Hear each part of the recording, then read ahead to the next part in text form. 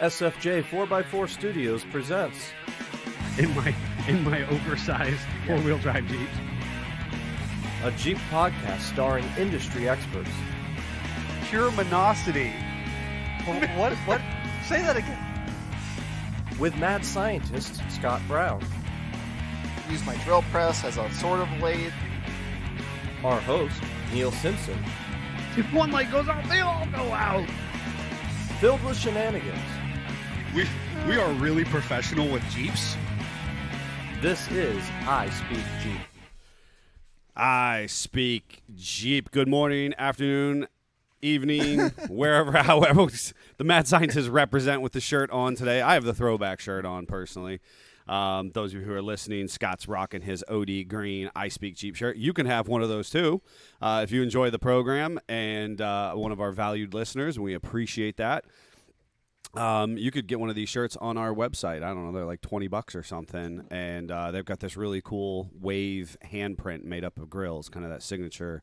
Which is up there somewhere. It's on our banner. I think Scott should Vanna White it and just stand up and spin around. Stand up and spin around. If you're watching us live, or if you want to find us on YouTube, you can see the old man mad scientist. He's totally tangled in the headphones. He just got tangled in the headphones. There it is. That's a cool shirt, folks. You voted on that, and we made that happen. So thank you for helping us pick that shirt. And while it is primarily available in black and gray for easy transaction, it can be had in yellow and pink and orange and blue and OD green. If you want to be cool.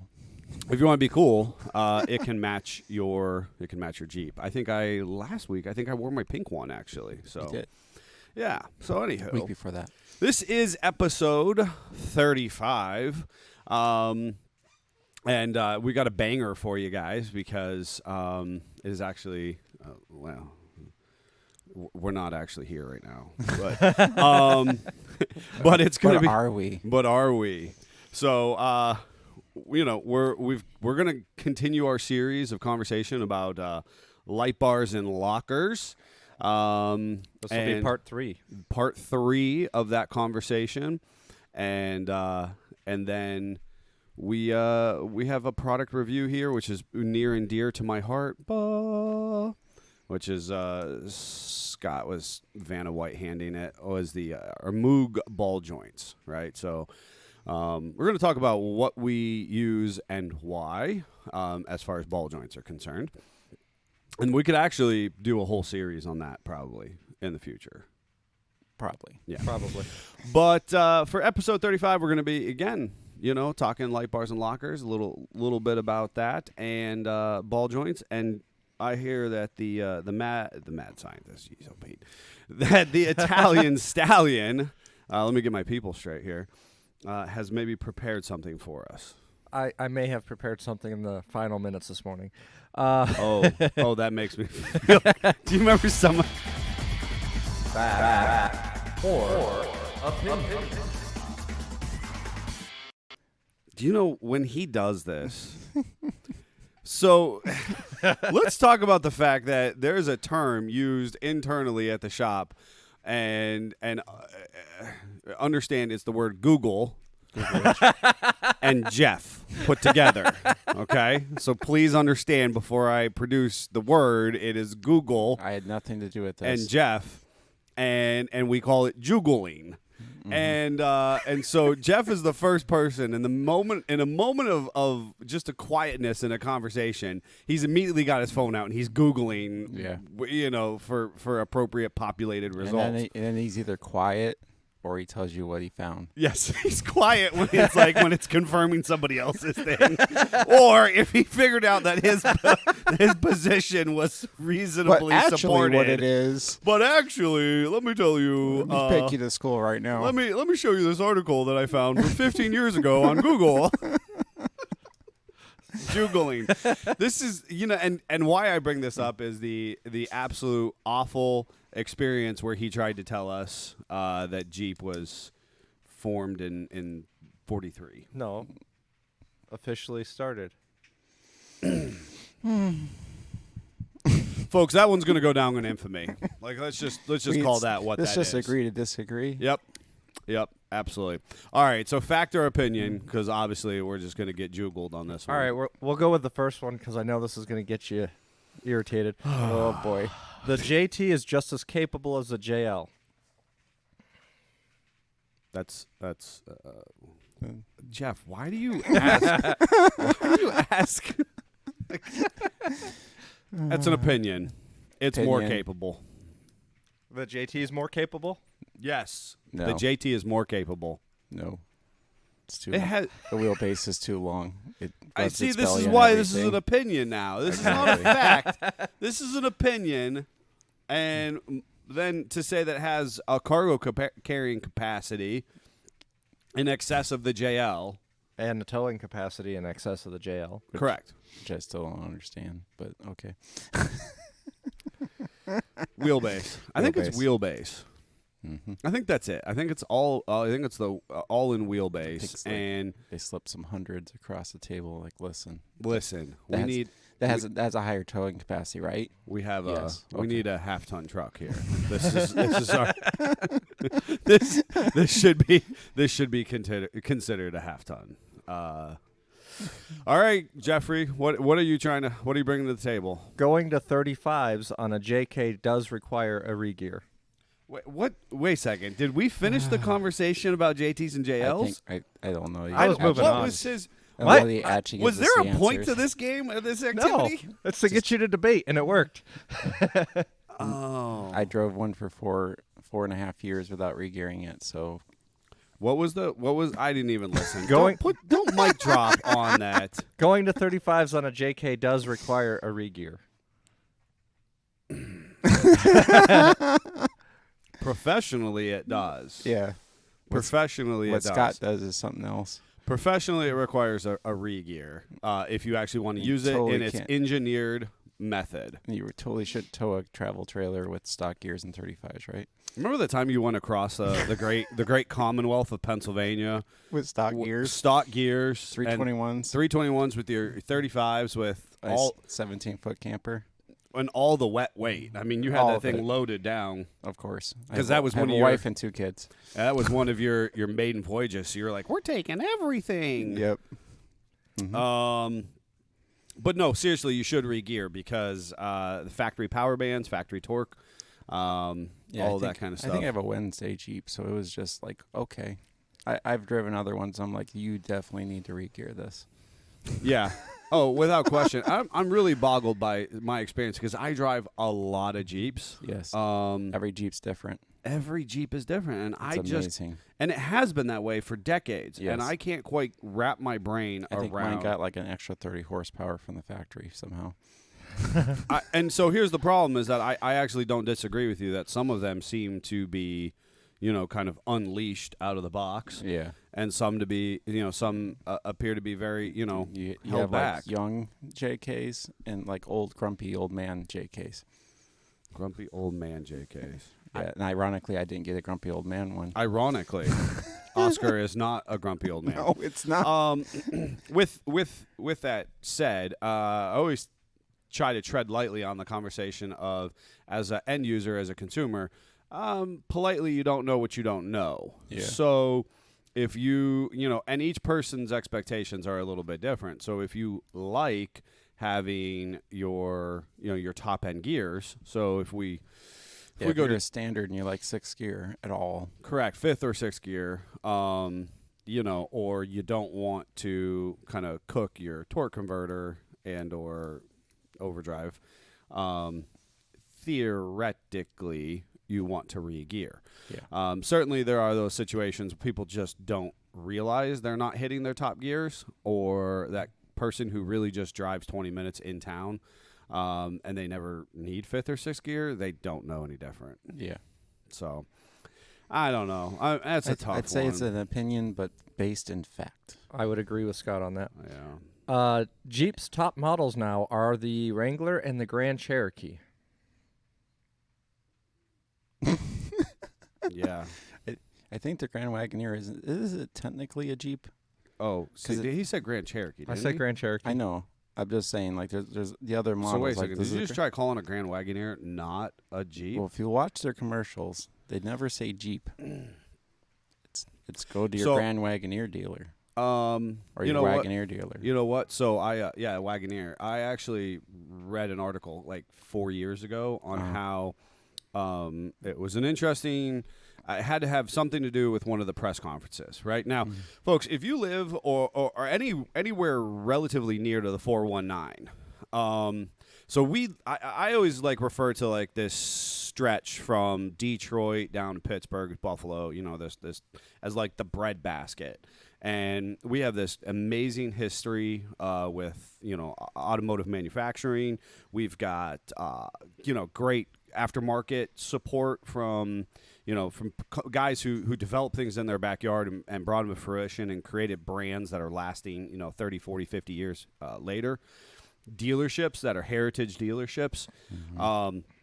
We live in this spectacular automotive, genuine automotive community. Yeah, the West Coast and the East Coast have got money like crazy. They got stuff. They've got stuff. Well, we were on farms and board, so we had to make things. We had to make things, and we we made the vehicles here, and so it's saturated right here. Now lots of time on a tractor to think. So with that said, if you ever near the 419, I'll tell you, there's a different breed of person who lives in that area, because they are so polished and they live and breathe with those OE manufacturers. And where I'm going with this is they constantly have press conferences where they tell each other what's going on. Of course. And and every once in a while, It's to prove that the guy that was actually in the Skunks Works looking up things that he shouldn't know was wrong. Yeah. Well, and so they do these press conferences, and every once in a while I'll tune into a press conference, and largely, are they airing that press conference in L.A.? I don't think so. Detroit's, people who are interested in Detroit news are getting it. Anyways, with as far as the marketing for the Grand Wagoneer, they were trying to follow a premier brand. Yes. So they were trying to do Ram things. Correct. It was a Dodge Ram. Now it's no longer a Dodge. Now it's a Ram. It's a Ram. Now, I think Ram with that, they actually separated out the companies. So there's actually a corporate structure difference there. With the Jeep Grand Wagoneer, they're still made under the same corporate umbrella. Okay. I think. Somebody might correct me. School us. However, I do know factually they were looking to, 100% market that as a elite product. Yeah.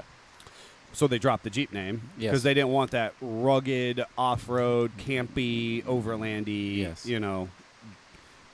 they wanted the person who was going to the store and was either going to buy a Land Rover or a Benz of some sort, Benz SUV. Yeah. But they added so much off-road capability to it. It's really it's really cool how they did it. Because if you ask me or Neil, it's still a Jeep. Yeah. Even though they don't tell you it's a Jeep. And I would buy one. I would go out and buy one tomorrow. If I was in a different lot in life at the moment, I'd go out and get my wife one. Absolutely. And drive it on the weekends and as our visiting family vehicle. I'd buy it because I thought it was a Jeep. Yeah. So that was a long. Yeah, it was totally not the question asked. Not the question asked at all. No, I still think the Grand Wagoneer and the Wrangler best lines for Jeep. Period. Everything else is supplemental. Sorry, Grand Cherokee owners. Yeah, well, so statistically though, the Grand Cherokee and the Wrangler in that order are the top selling. Yeah. I don't even remember what he asked about. Yeah. So anyways, I just remember. I remember like I was going to talk about the Grand. We're going to do one That's more. What happened in my head. We're going to do one more. Yeah. It's tough for me to even read this one the correct way here. Oh, God. You should get light bars before lockers. That was a heck of a transition. Yeah. Nope. What do you use your light bar for? Yes. I'm going to go with yes. Tell us in the comments what you use your light bar for. I'm really curious. Yeah. I'd love to know. So I think this is as good a time as any to tell this fun story that a friend of ours. The time the light bar got you out? The time the light bar got you unstuck. You're flashing it like SOS in the dark. The dark Tow of the truck woods. was just going by. I was like, oh, I see a light bar is that a going UFO off. or a Jeep stuck in the woods? Oh my gosh. Oh my gosh. So a friend of ours, Dave at SOR, and I affectionately call him Propane Dave internally, and he was saying that they had a guy come out and reasonably intentionally take like a 50-inch light bar and like zip tie it to the tie rod of his whatever vehicle he was wheeling that weekend. Yes. And went out and just beat the tarnation out of it. Makes perfect sense. Just for giggles. It's probably broken before he put it on. All right, so wait a second. Better yet, now the way Dave tells it, fairly certain, he said, of course, he went out there and he beat it off everything, and it eventually falls off because it was just zippy tied on. Yeah. And somebody comes up afterwards and was like, I found this on the trail. Like, kind of younger, somebody starting out. Like, I found this on the trail. And they were like, well, yeah, they shouldn't have left trash on the trail, but they're like, do you think I can keep it? Dave's like, why do you want it? One man's trash is another one man's treasure. trash, another man's treasure. You're so excited, I'm sure. I don't think light bars. So I think that we're going to have to, gosh. Yep. Light bars. I just thought this would be an appropriate time to say, how do we qualify light bars? Right? So are we talking about like 3-inch pods? Is that a light bar? No. It's not a light bar. It's not a light bar. But it's still accessory lighting. It's an accessory lighting. Yeah, I like accessory lighting. So I think that's important for us as we continue to... I don't know what you do with a bar this big. That we really, as a company, we struggle. And see, the thing is, I totally we will totally put on a light bar for we you. We will put it on I better will than do anybody this. else. And put your light bar on. Yep. I just don't understand it. Yeah, we don't do a lot of light bars. We're not a great light bar company as a whole. Now, onboard air, we can do that. Oh, we do onboard air all like the time. crazy. Yeah, yeah. Light bar. I still like the SOS We where do you're more flipping the lights on. Patriot oil changes than light bars. Ouch. Let's put that out there. Put that in perspective. Put that in perspective, folks.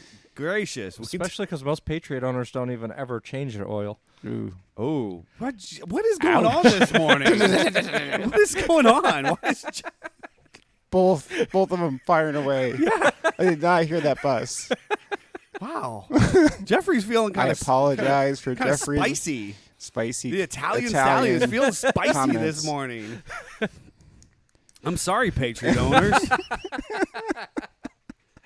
Guy reached out to us online the other day. Said, do you modify Patriots? And then he immediately followed up with, do you do rust repair? And I was like, well, wait a second. Are we putting it on the frame? What are we doing to it? We need some qualifiers here. Yeah, I was like, we'll totally modify a Patriot. I would love. So here's the thing. I have had consultations with a couple Renegade owners, with a couple Patriot owners, and a couple like KL Cherokee folks.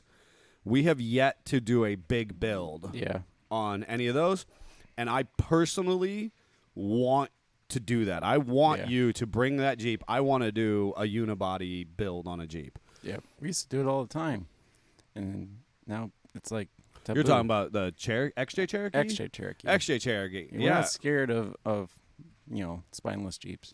Yeah, I would love to do something, and there is a lot of really cool companies out there to support those. Somebody should modify a Patriot or insert small Jeep here and then a Subaru out back and do a comparison. I think that would be fun. Yeah, when we you think a Compass maybe? I bet you it would be the nimble small versus big bashing into things. Like I'm sure some people are like, oh, the Subaru's going to outperform it. Well, is it going to fit where the other fits? Yeah. Yeah. And it's all about using it the way you want to use it. I will continue to go back to we have these customers who spend a lot of time in the Southwest. Yep. And we've talked about them previously. They at this point in time have a tank green, very cool JKUR, and now they have a JL. I think their JL's a UR as well. Is it? Yeah, I think it's JLUR, but it's also 4xe, which is super cool. And I'm trying to place that. Can it be Rubicon and 4xe? I don't. Yeah, is there? I think so. Anyways, they started out in a Liberty. Long story short, Gen 1 Liberty, and doing all the Southwest I actually trails. know a lot of people that started out in a Liberty and now own a Wrangler. Yeah, That was how they got their toes wet. And I mean, just an affordable, capable vehicle. And of course, that's what everybody's reservation to specifically the XJ Cherokee of the 80s and 90s was. Oh, well, it's not a full frame Wrangler. Yeah. And I don't think anybody actually at this point cares. Like, it's a pretty capable vehicle. The only thing you can't do is easily put 37s on it. JL, you can sneeze and you can put 37s on them. Yeah. All right, we should actually talk about our subject matter at hand, and that is Series 3 of Lightbars and Lockers. So, as far as our conversation has gone, we've kind of laid the groundwork for the umbrella of what we generically will call lockers, right? And so, if you go way back 3 weeks ago, we were talking about this idea that common nomenclature says that lockers are a traction device. So you can kind of insert the appropriate thing to say would be traction aid, and so something that makes the other wheel try to turn go forward. Yeah, try to turn and make it go forward. And so in the first series of the conversation, I was talking about this big overarching umbrella of the multiple different kinds of lockers. We had a lot of good conversation with our online community at that time. We were talking about aux lockers. We were talking about air. So on that line, we have the selectable lockers. We also have limited slip differentials, and limited slip then can kind of split out into kind of affordable, and then like super affordable, I guess, would be the other option. But you have a couple different options in the limited slip, and that's what we'll be focusing on today. Is this idea of limited slip differential. We'll talk a little bit about that term, LSD, the good kind, I think, and posies. And then we're going to throw in the affordable nature of lunchbox lockers as well. So if we were to... You're going to fire some people up. Those are under the LSD nomenclature, huh?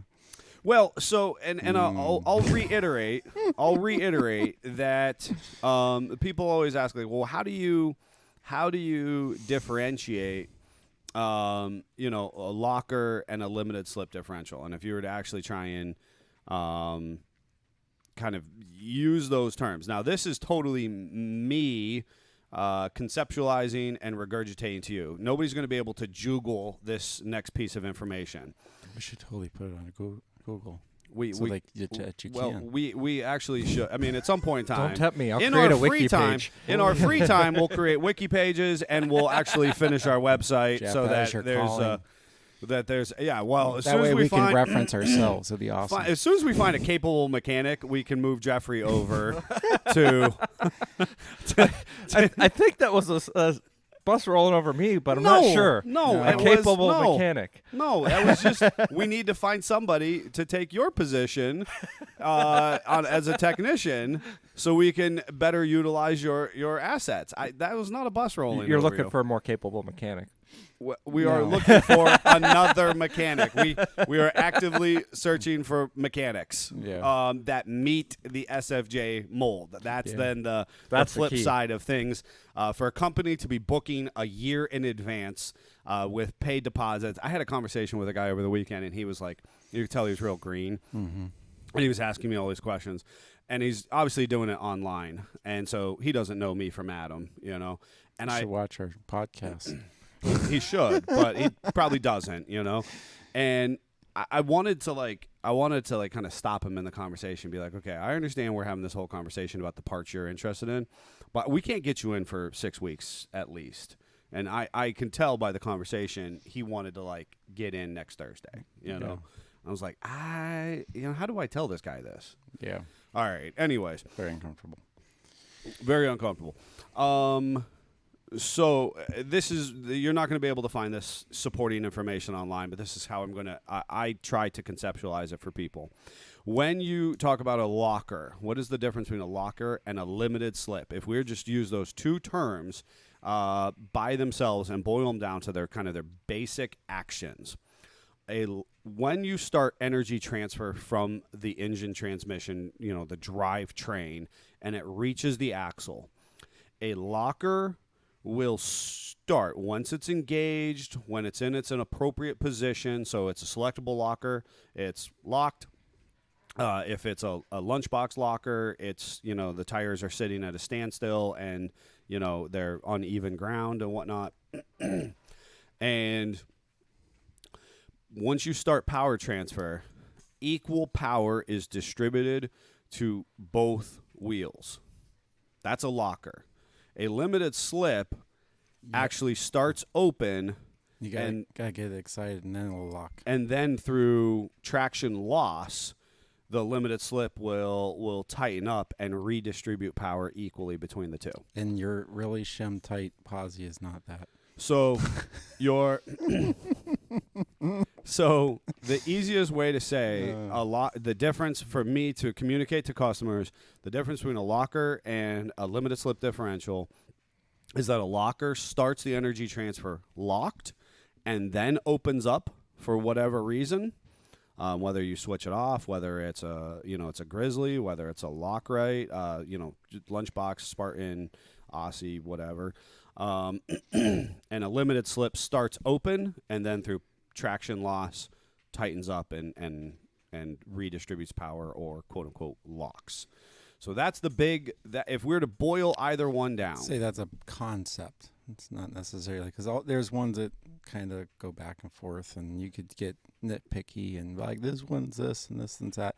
It's just a concept to make you understand. Yes, how things work. At its most rudimentary level, that's the easiest way for me to express the finite difference between the two in a way that the average person who really doesn't care, but like wants to sit around the campfire after a day of wheeling and regurgitate what they thought they heard some expert say on a podcast. one starts and Jeff's locked gonna work together. on putting it on Google so you can reference it. We are. We're going to do an article, and we're going to cite Jeff, the Italian Stallion Chiaramonte. That's we're gonna cite that information from him. So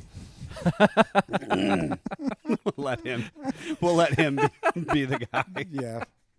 You're actually wrong. No, yeah. That's not according to Juggle. Not Juggle. Nope. All right, so we're talking about the concept of limited slip differentials and the right way and the wrong way of doing it. Yeah, so I've done both. Because you have done both, despite your all friends. my friends telling me don't do it. Despite your friends. So this is a perfect situation of us being able to communicate back to the end user about our ignorance in how we go about doing things. Yeah. Because for some reason we insist on like, I'm going to try it this way. Yeah. So what is your experience? Well, I when I was building the XJ, everybody told me don't put a clutch posi in the back of it, and I was like, but I can buy it for this much, and it's factory equipment, and I can buy this Cobra Differential, and it's awesome. Yeah, don't do that. Cobra Differential. For those of you who are listening, for those who are listening, can you explain to us what you're calling a Cobra Differential? I was in the 8.8 Explorer axle, which is 31 spline axle shafts, and the only other Ford that I am aware of, maybe full-size truck at some point, but Cobra Mustang also has an 8.8 with a 31 spline, so the carriers interchange, and I was able to buy a brand new Ford in the Ford box posi that was actually for a Cobra and put it in my Explorer axle, which also, if you're going to build an Explorer 8.8, Don't do what I did and buy a housing and some axle shafts and then think, I'm going to buy all the parts and I'll find deals. Just go to pull apart and buy a whole axle, please. Or you can buy one from us. We actually have them in stock. We do have them in stock because we're hoarders. And we have axle shaft kits. Yep. But, yeah, this was the early years when we didn't have 8/8 laying around and all that stuff. And all these guys, Greg's like, well, the oil's really expensive that Ford requires for that, so don't do that. You're going to spend a small fortune in oil. Yep, you are. Really spend a lot of money on oil. And you know how often you should service your diff? Every time you go through a mud puddle that's real deep, you should change the oil. Oh, buddy. And so we're going to contextualize this real quick for our listeners. This was a 96 XJ Cherokee, Yep. Southern Cherokee. Yep. That Scott was building. It was on an Iron Rock off-road, long arm, 5.5-inch Iron Y. Yep. One of the early long arm designs, and it was just a beautiful slinky. Yep. And you did everything I wanted to do, and it was kind of like a bucket list build for me. When I was a kid with a Cherokee, this is what I wanted to do. It was absolutely that in its entirety. You're 100% right. And you built, and we're not going to talk about it, but you built the world's heaviest Dana 30. Yeah. I'm citing Jugal on that one. It was certifiably Guinness World Record. I used That's not true. Engine crane to put it underneath the Jeep because I was that going to actually break might myself. be true. That actually is true. And we had somebody come in and was so excited about my story, he wanted the same thing. Yep. That True happened. that. True that. So, anyways, you 44 put is way the better. you put the you put the 8/8 in, Yep. and you decided to go with the Ford factory clutch pack traction device, which we are generically calling a posi. And so before we go much further for our listening and viewing audience, limited slip differentials are kind of in two categories of themselves. So everything I kind of think of as in umbrellas. And so limited slip is both the umbrella of under the traction device, and then you have mechanical limited slip, and then you have clutch pack or clutch driven limited slip, which GM coined the term posi. And everybody's been upset ever since. If you own a Mopar or a Ford, because then you have, it's a track lock, and it's a this, and it's a that. It's all basically the same. Yep. It's a clutch pack driven traction device. And you have to have a limited slip additive added to the oil so that the clutches will slip past each other when you turn a corner, or you eat them alive. And that oil is called a friction modifier. And it's very expensive. It's reasonably expensive. So we actually sell the additive in our showroom. It's like $15 for like a 9-ounce bottle. Yeah. It is a friction modifier, and I could totally go off on a tangent because I think oils and lubricants are so cool, and modifiers and viscous density is such an important conversation to the auto sport industry, but realistically the vast majority of you don't care. So it can be a future topic anyway. They don't. No, nobody's like, oh, heard that, and it was like, oh, request it in the comments. If you want. Nobody heard that. And it was for like an hour and a half about viscous of viscous modifiers. The long story short, the oil that Ford requires you to use is very, very expensive, and it comes with the additive in it, but does it. So then you have to buy the $15 bottle or whatever he said it was and add to it anyway just to make sure your clutches stay alive. And then you go off-roading and you look at a puddle and you go, So here's the difference for those who are listening. Scott chose to run the Ford-approved fluid, the lubricant. So when you actually, and that's important because he's doing it right. He built the axle. He added the traction device intentionally, and then he chose to use the prescribed approved fluid, which is like 75-140 Ford oil. Yeah. Which I still remember you unpackaging this like $200 box of bottles. It was like a 6-pack. You bought a case of oil. It was way stupid. So. and it's important to note that actually 75 140. If we get into, I just see I'm like I feel like I'm getting drug into this conversation about fluids and lubricants. I swear, people, I'm not gonna do it. I'm gonna draw the line. Jeff, so I'll totally make him do it. So, 75 140 is still actually recommended for use in other applications. In fact, there's a number of JL people. You go out to your vehicle right now, JLJT. You can go out to your vehicle right now and you open your owner's manual. And depending on HD use, it usually says your you need that. your package, it'll actually say in your owner's manual that you should use 75 140. Now, 75 140 is a common lubricant sold, a gear oil lubricant sold, at your local parts store. However, again, just to paint the picture, Scott was using the Ford approved. It even had the little circled oval Ford, if I remember right, on the oil. Like that. Yeah. Circled the problem. So and so that obviously tipped the scales because it's like going to the dealership and buying your oil there. I mean, that's exactly what he did. Yeah, it touched me. On like a 20-year-old axle. Yeah.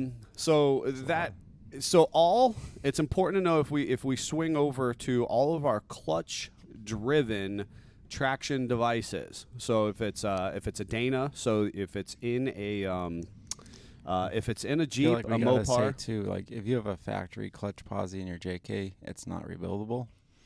You throw it away and replace it. so it is now. Oh, it is the now? parts are available. Oh, okay. However, the cost benefit analysis. Oh, there it is. So this is, folks, if you know me at all at this point in the business, that's really where I'm at. Cost benefit analysis to say we can buy you replacement clutches, we can buy you thrust washers. Our technicians can pull your clutch packs out and reinstall for the same price. You can buy a better product. And you should. And that's ultimately what that conversation comes down to now. For about a decade of that product being on the market, it was not rebuildable. Okay. So if you look at 2007 and we see the clutch posi, come out in the JK, we basically were unable to rebuild it for a decade. Nobody developed replacement aftermarket parts for it because, quite frankly, it just didn't make sense from a kind of a corporate down structure. Yeah. It's like the initial JK where you couldn't get drive shafts. Yeah, that's true. So, and then the market, responds accordingly. So we talk a lot about, the clutch-driven traction devices. Ultimately, as I had mentioned, if it was a Mopar or a Dana axle, you had what was called the track lock, and that's a series. Track locks or power locks, I think at one point in time, they might have been, have been around for decades, and that's basically a clutch-driven. If you're at a Mopar or a muscle car show, that's what they want to hear. I got a posi, I have a track lock, I have whatever the heck Ford calls it. Yeah, that's what they get excited about, and they work great on those. Yeah. So service them every 5 minutes. Clutch-driven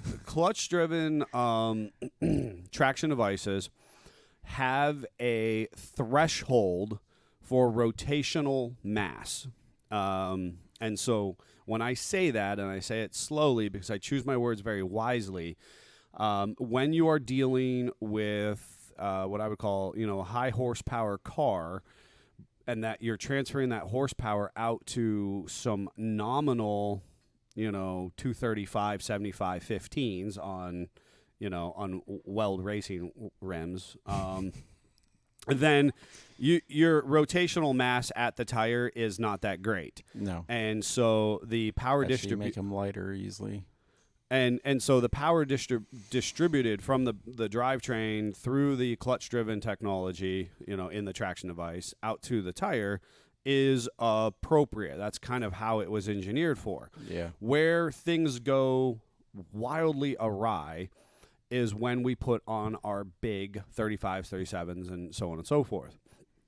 And so that is rotational mass at the tire, and so it requires increased clamping pressures from these clutches. Now, if you have a hard time conceptualizing, and you can't see my hands, but if you have a hard time conceptualizing what we're talking about clutches, basically rub your hands back and forth between each other, and friction causes them to eventually start to kind of get sticky and bind together. And again, at a rudimentary concept, that is how clutches work.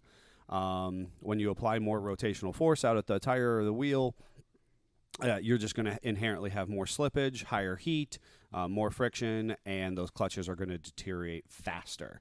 Yep. We saw more blown up rear ends in 40, 50,000 miles about 5 years ago, three to 5 years ago, because everybody who had a JK ran out, put 35s, and they were so geeked up because they were like, I've got a locker in the back, and again, I'm not going to judge you if you say locker. You had the track lock, which is why it's confusing. Yep.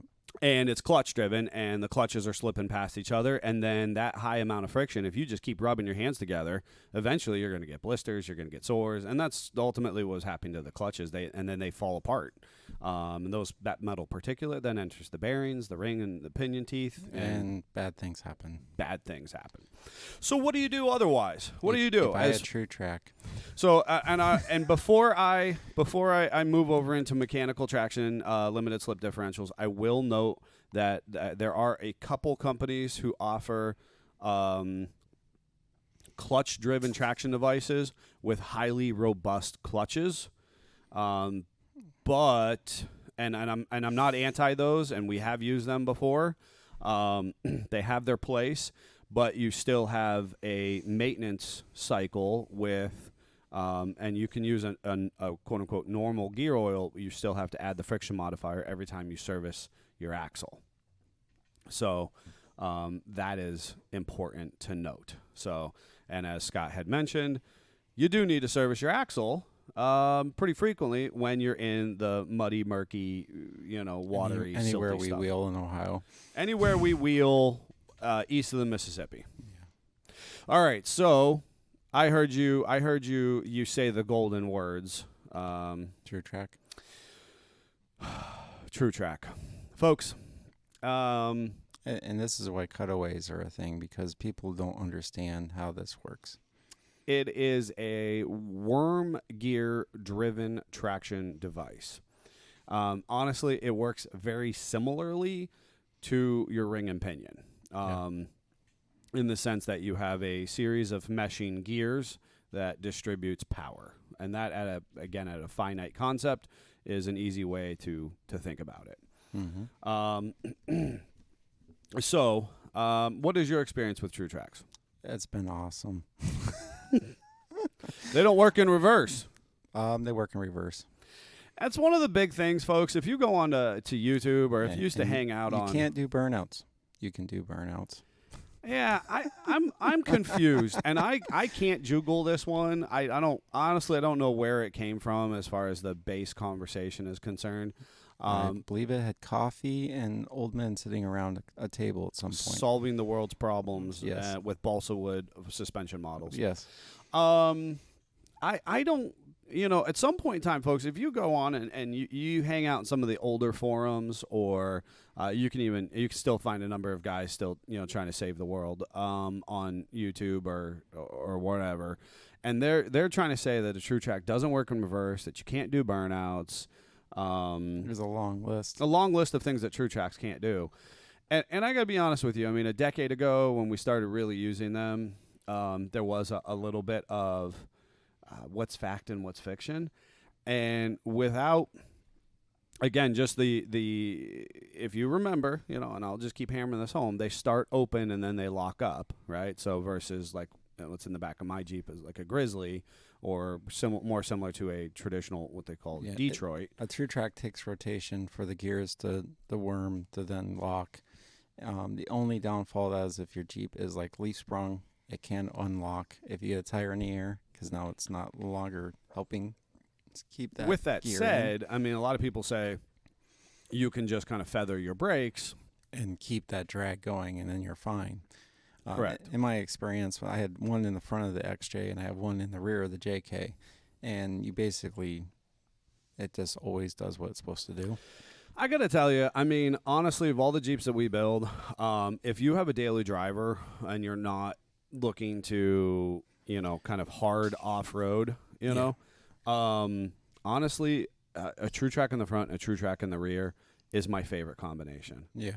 I have If you want your wife not to get mad at you for that really expensive thing you put in your Jeep and ruined it and made all this noise and clunking and all that stuff, True Track's the way to go. True Tracks have fantastic road manners, and they just flat out work on and off road. And so if this is something you're driving in the winter, I've never had more fun than My thing's an animal in the winter. it's an animal in the winter. I have had the most fun one time. We had a nasty snowstorm, and I had a JKU with some performance mods on it, and I just had I had it for 2 days, and I just ripped in that thing, it's just amazing. it was just planted to the ground, you know. And so we've mentioned this before, folks, and a lot of people, and again, if we go back even further, because if you've listened to our program before, we talk about operating in the ripple effect of the 20 or 30 years prior. A lot of people would say, "Oh, you can't, traction devices, you can't drive that in the winter." Yeah, I heard that a lot. Especially growing up, short wheelbase. Yeah. You'll be wrapped around a telephone pole. it'll be wrapped around a telephone pole. Not true at all. That's just malarkey. And then they make it even funnier. Quick sidebar. When I built the Gremlin, they told me if I didn't put a posi in it, I'd wrap it around a telephone pole. you're darned if you do, darned if you don't, apparently. You can't get much Gracious. shorter of a wheelbase than a Gremlin. And yeah, that nasty heavy engine in the front, just ripping horsepower to those little tires. So as far as our limited slip is concerned, again, we have that umbrella. Under that, we have our mechanical limited slip differential, and we have our clutch-driven differentials. Now, it is important to note that the True Track is not the only worm gear-driven differential at this time. USA Standard has risen to the occasion and is producing their own version of a worm gear-driven differential. I suspect that a patent has been released or I was just going to say something happened at the patent office. Something, yeah. And so we have successfully used those as an interchange to the Eaton Detroit True Track. Yep. And again, as I mentioned previously, that is it's called the Detroit True Track, but it is a division of Eaton at this point, and Eaton knows what they're doing as far as a global provider of high quality traction devices. The last piece of this equation, and I'm probably not going to do it justice, are lunchbox lockers. Yep. And so they're and a lot of people like them. And honestly, my sister wheeled competitively for years and recreationally on lunchboxes, front and rear, and she daily drove them. And so, again, that comes back to the whole, you can't drive with a traction device in winter on a short wheelbase. And she had no reservation there, and she'll prove you wrong in a heartbeat. You know where I think this is just my opinion, where I think they really shine. Well, that's really all we have here. Yeah, it's lots of opinion. We can't cite ourselves at the moment. So if you are starting out and you don't have the money to re-gear and you have open differentials and you want more traction, throw lunch boxes in it, enjoy it, learn how it works, and then when you re-gear it, do a full carrier-esque limited slip or a locker. Is my personal opinion. Absolutely. And so her thing at that time was she was wheeling with a well-established club in northwestern Pennsylvania. Yep. And they were serious in that time frame. They were serious. Yeah. And when the president has a 1-ton YJ. Yeah. And they were also really capable folks who were willing to lend a hand. And so they actually were able to do her one of her lunchbox installs literally at a campfire, in an hour and a half type of deal. Yeah. So, folks, if you're unfamiliar with what a lunchbox is, so we have the actual carrier that the face, or actually the backside of the ring, is mounted to, and that carrier is the rotational housing that rides within the axle, within the differential itself. And you have 4 gears inside are called spider gears that allow the wheel to turn going around a corner. And you take those out, and this unit goes in place of it. and has little teeth usually that interlock. And then when you turn a corner, they just pop past each other, which makes them noisy, usually in my experience. They kind of click and pop as you go around a corner. Does sound like bad things are happening, but they aren't. No. And you instantly have better forward traction. Yeah, and that's, I think, and that's exactly a great way to say is that you have instant, better four-wheel forward traction. Yeah. And so that is so valuable to the conversation to say that lunchbox is sufficiently providing locked initial forward traction. But as you get, again, if that tire comes up off the ground, or if you get too much wheel speed, it does release, and so those cogs, those little teeth, do jump. The other thing is they will wear out eventually, so those teeth will round on the edges. And if you really put a lot of power through them, you can break the carrier, which is a weak part. It becomes the weak part. You become the weak link because that's your OE carrier that you've installed this, typically robust aftermarket lunchbox locker. All right, we did not do lunchbox lockers justice, and I don't know that we're done with this conversation. Yeah, we never are. But we need to move on at this point. we need to move on. And so, folks, I'm going to tell you about one of my absolute favorite underrated products on the market. And eventually we might come back around to lunchbox lockers. But for now, what, Jeffrey? What? What do you mean what? I thought Jeffrey was jumping in here. I was going to, but go ahead. the computer stopped working. Oh, jeez. Jeffrey, I just want you to just do a vocal transition then. Oh, we're going to go with the live? The live train.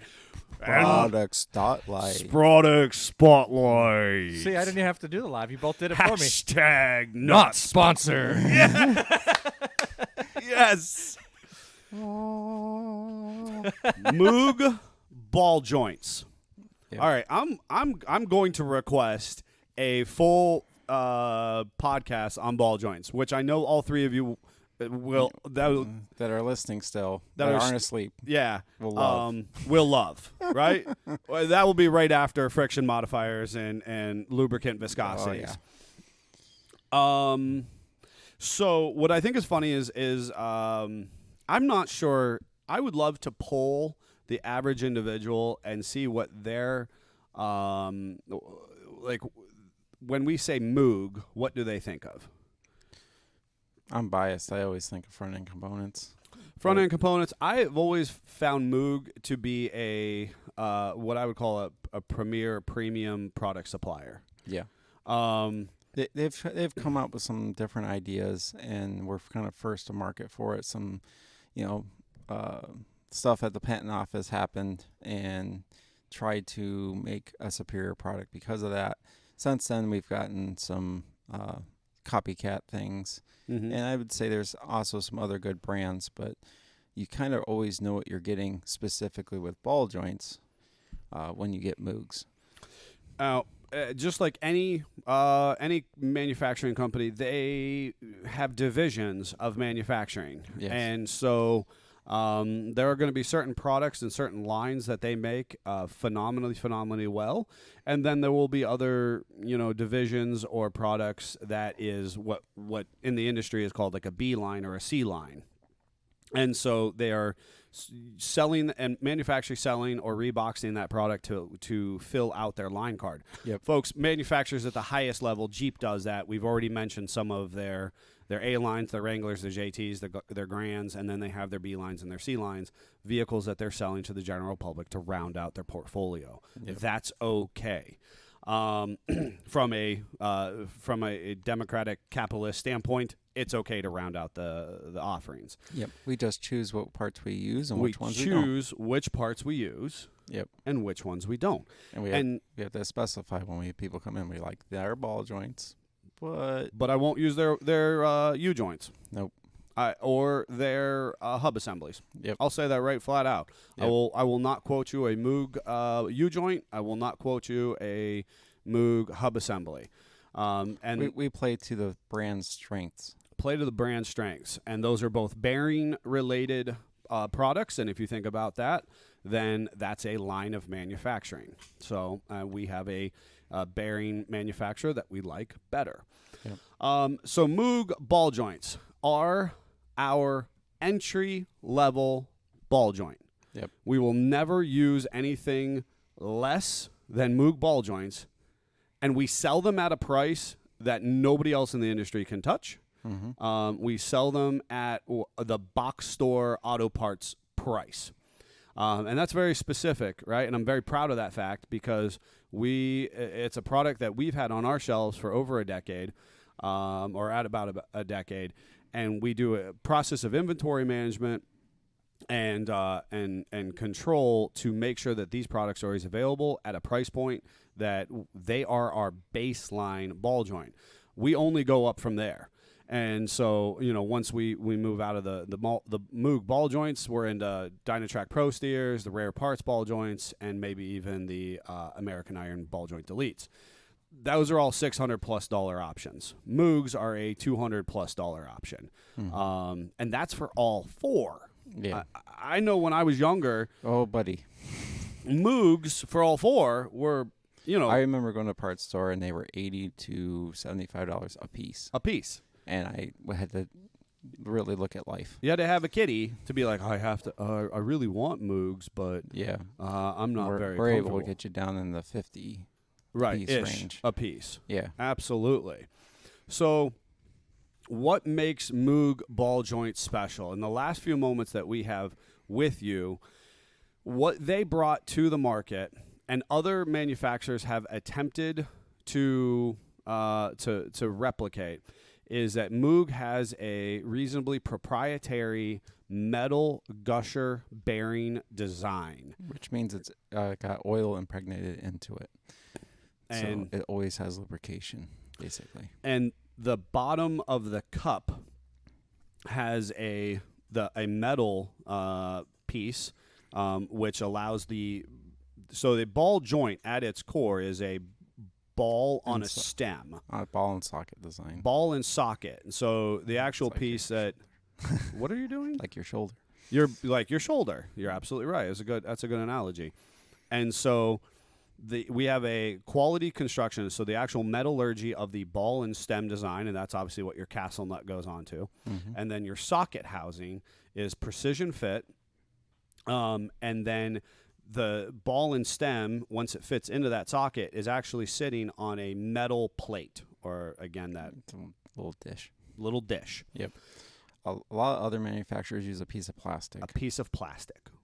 And that is what we've had as an industry, and For a so long time. for a long time. And Yep. only recently have we seen a number of copycats come out with that metal design. Yep. And I'm going to factually tell you that a lot of your hyped up ball joint brands from some of the leading aftermarket 4x4 suppliers have plastic in them.